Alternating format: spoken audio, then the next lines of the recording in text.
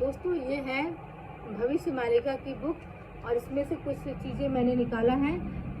एक पेज का मैं पढ़ के सुनाती हूँ। देखिए इसमें क्या लिखा हुआ है। कलयुग में नास्तिक लोग झुंडों में बाहर निकलेंगे और यह कहेंगे कि इस संसार में कोई भगवान नहीं है। वे देश विदेश में दिन रात भ्रमण करते हुए लोगों को यही शिक्षा देंगे। दिन के समय घना कोहरा छा जाएगा जिससे वृक्षों में फल नहीं लगेंगे।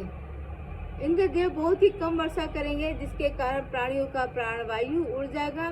फिर इंद्र विशेष रूप से एक बार में अत्यधिक वर्षा करेंगे जिससे पृथ्वी के विभिन्न भागों में समुद्र के समान जल से भर जाएगा।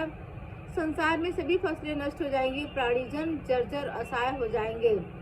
ओडिशा में एक बड़ा बांध निर्मित रहेगा जिसे समय आने पर शत्रु बल द्वारा तोड़ दिया जाएगा। उस कारण ओडिशा के 6 जिले जलमग्न हो जाएंगे। वहां से निकलने का कोई मार्ग किसी को नहीं मिलेगा। उस समय प्रभु श्री हरि अपने भक्तों को सुरक्षित बाहर निकालेंगे। हीराकुद नामक ग्राम के नाम पर जो बांध बनाया जाएगा वह टूट जाएगा। सब कुछ एक साथ जल में समा जाएगा।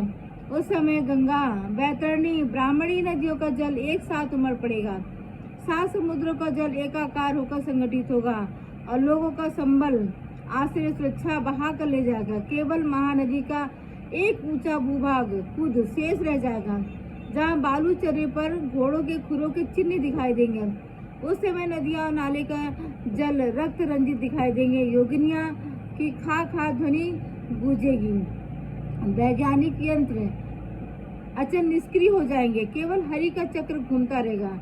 ऐसा समय आएगा जब सभी आधुनिक वैज्ञानिक यंत्र जैसे उपग्रह, कंप्यूटर, राडार, इंटरनेट या संचार उपकरण जो आज मानव के अभिमान का सहारा बन चुके हैं, सब अचानक निष्क्रिय अचल हो जाएंगे, अर्थात काम करना बंद कर देंगे। महापुरुष अरक्षित दास अपने शिष्य रामचंद्र कहते हैं, हे रामचंद्र, एक और बात ध्यान से सुनो। कलयुग में लुंगी पहनना लोगों का व्यवहारिक सार बन जाएगा। गले की माला तोड़कर लोग मुर्गी अंडे का व्यापार करेंगे। लोग गले में माला धारण नहीं करेंगे। यज्ञोपवीत जनेऊ को तोड़कर वे लोग स्वयं को क्रिश्चियन यानी ईसाई कहलवाएंगे।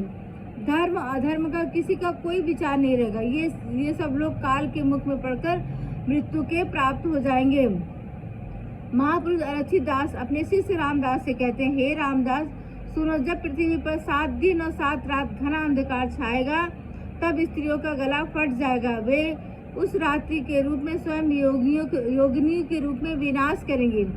और एक बात सुनो, कलयुग में पिता पुत्र के बीच कलह उत्पन्न होगा। पिता और पुत्र एक दूसरे को मार काट करेंगे। ऐसा मार काट पूरी दुनिया में दिखाई देगा। हे रामचंद्र, मेरे इन वचनों को सुनो। 7 रात्रियों का समय जब आएगा तब अंधकार इतना गहन होगा कि किसी को कुछ भी नहीं दिखाई देगा। उस समय योगिनियां लोगों को पकड़कर खा जाएंगी। उस समय जिन जिन घरों में अत्याचारी स्त्रियां रहेंगी वे सब काली रूप में धारण करके नृत्य करेंगी। प्रचंड पवन संसार में बहने लगेगा जिससे पापी लोग नष्ट हो जाएंगे। कांतानी गुप्त रूप से भ्रमण करेंगी, मरुत रूप से प्रवाहित होंगी। योगिनियां सभी एकत्र होकर द्वार द्वार पर विचरण करेंगी। वे अदृश्य रूप में रहेंगे जिन्हें लोग देख नहीं सकेंगे। वे दुर्जनों के घर में प्रविष्ट होकर मलत्याग वमन की स्थिति उत्पन्न करेंगे। भयानक और घना पवन यानी कि वायु बहने लगेगा। लोग उसमें आकुल और व्याकुल हो उठेंगे। तड़पते हुए धरती पर गिर पड़ेंगे। अनेक लोग इस आपदा में नष्ट हो जाएंगे।